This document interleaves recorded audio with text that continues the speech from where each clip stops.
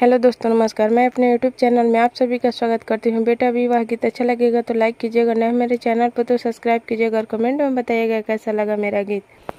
राहे घाटे मालिनी पोखरा खोना वेली पोखरा के पियारी माटी।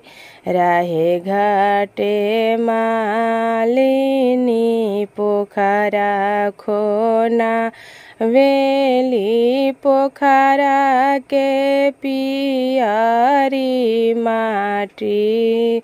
ताही ऊपर मालिनी केवाला लगावेली केवाला के शीतल छाँव। ताही ऊपर मालिनी केवाला लगावेली केवाला के शीतल छाँव। घोड़ावा चढ़ल आइले दुल्हा सुंदर दुल्हा तोरे लगले केवाला के फूल। घोड़ावा चढ़ल आइले दुल्हा सुंदर दुल्हा तुरे लगले केवाला के फूल। अपना महलिया से निकलेली सुंदर सुभावा हनी हनी करेली जवाब। अपना महलिया से निकलेली सुंदर सुभावा हनी हनी करेली जवाब।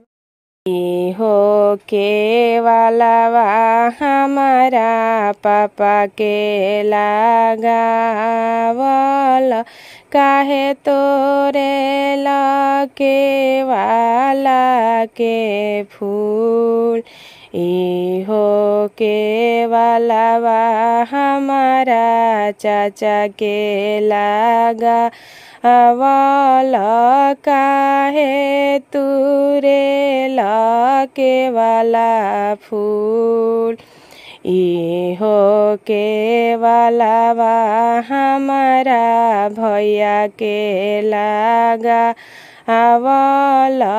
काहे तुरे केवाला फूल। एतना बचन जब सुनले सुंदर दुल्हा घोड़ा पीठी भइले सवार। एतना बचन जब सुनले सुंदर दुल्हा घोड़ा पीठी भइले सवार। जइब मोरे देशे करबो बियाहवा होले आइब कन्या कुंवार। एतना बचन जब सुनली सुंदर सुभावा लपकी धरेली घोड़ा लगाम। एतना बचन जब सुनली सुंदर सुभावा लपकी धरेली घोड़ा लगाम। जनी जामरे देशे जनी कर बियाह वाहो जनी ले आव कन्या कुंवार।